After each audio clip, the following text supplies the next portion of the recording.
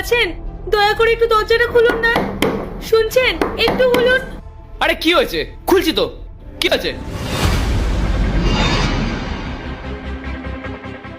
আরে এ তো আমার বৌদি। আমার বৌদি এই অবস্থায়? স্যার, আমার একটা কাজের খুব প্রয়োজন।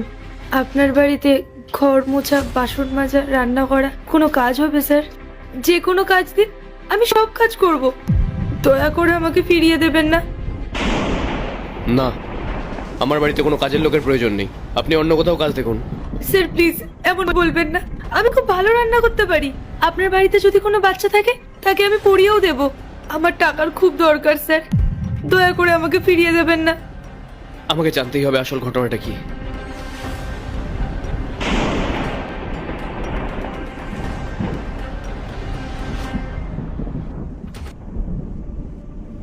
নমস্কার। আপনাকে দেখে তো শিক্ষিত বলে মনে হচ্ছে। তাহলে আপনি ঘর মোছা, বাসন মাজা এই সমস্ত কাজগুলো কেন করবেন? আপনি তো কোনো কোম্পানিতে ভালো জবও তো করতে পারেন। স্যার, পেটের দায় আর সম্মানের খোঁজে মানুষ সব করতে পারে। আমার ওইসব বড় চাকরির কোনো দরকার নেই। আপনি শুধু আমাকে একটু আশ্রয় আর কাজ দিন। ঠিক আছে, কাজের কথা না হয় পরে হবে, কিন্তু আপনাকে দেখে তো খুব অসুস্থ আর ক্লান্ত বলে মনে হচ্ছে। আপনার এই অবস্থা কেন? আপনার স্বামী নেই? ওনার কথা আর বলবেন না স্যার, উনি কোনো কাজকর্ম করেন না। আর আমি যেটুকু আয় করি, উনি সেই সবটুকু কেড়ে নেয়।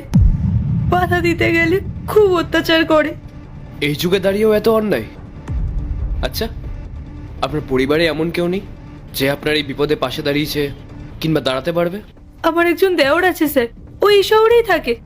ও খুব ভালো মানুষ। আমাদের সংসার খরচের জন্য ও প্রতি মাসে আমাদেরকে টাকা পাঠায়। কিন্তু আমার স্বামী সেই সব টাকা বাজে খরচ করে উড়িয়ে দেয়। আমার দেওরের ফোন নাম্বার বা বাড়ির ঠিকানা কিছুই আমার কাছে নেই। আমি ওকে খোঁজার জন্যই এই শহরে এসেছিলাম। তোমাকে আর খুঁজতে হবে না বৌদি।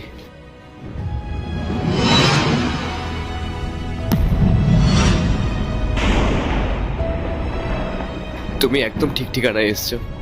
আমি তোমার দেওর রাহুল। রাহুল, তুমি? হ্যাঁ বৌদি, কিন্তু কিন্তু তুমি নিজেরাই কি হাল করে রেখেছো। আমি তো প্রত্যেক মাসে দাদাকে খরচ বাবদ 30,000 টাকা করে পাঠাতাম, যাতে তোমাদের কোনো কিছুর অভাব না হয়, যাতে তোমরা খুব ভালো থাকো। আর আজ আজ তোমার এই অবস্থা। তুমি একটাবারও আমাকে জানানোর প্রয়োজন বোধ করোনি। আমি অনেকবার চেষ্টা করেছিলাম রাহুল, কিন্তু তোমার দাদা আমার ফোনটা নিয়ে ভেঙে ফেলেছিল। তারপর থেকে আমাকে কোনো ফোনই ব্যবহার করতে দেয়নি। আজ আমার নিজের ওপর লজ্জা লাগছে বৌদি। তুমি জানো আমি তোমার সঙ্গে কতবার কথা বলার চেষ্টা করেছি, কিন্তু আমি যতবার ফোন করেছি তোমাকে আমি ফোনে পাইনি, না হলে তোমার ফোন সুইচ অফ বলছিল। আর আমি আমি যখন দাদাকে জিজ্ঞেস করতাম, বলতাম তোমার কথা, তখনও ঠিক কোনো না কোনো অজুহাত দিয়ে কথাটাকে এড়িয়ে যেত। বলতো, তুই কোনো চিন্তা করিস না ভাই, আমরা খুব ভালো আছি, আর তোর বৌদিও খুব আনন্দে আছে, খুব সুখে আছে। আর আমি তাদের ওই মিথ্যে কথাগুলোকে বিশ্বাস করে যেতাম।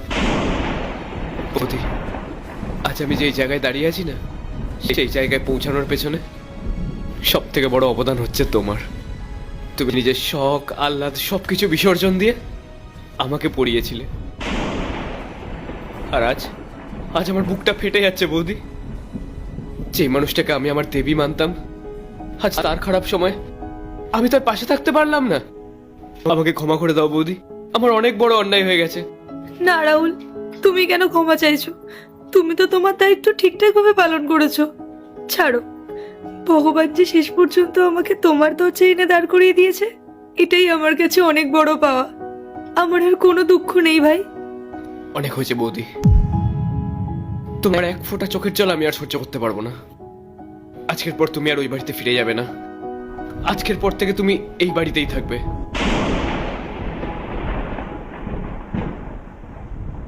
কিন্তু ভাই, তোমাদের সংসারে আমি কিভাবে? এই বাড়িতে তুমি কাজের লোক হয়ে থাকবে না বৌদি। আজকের পর থেকে এই বাড়ির সব থেকে বড় অভিভাবক হচ্ছে তুমি, এই বাড়ির গার্জিয়ান। আজকের পর থেকে তোমার অনুমতি ছাড়া এই বাড়িতে একটা কিচ্ছু হবে না।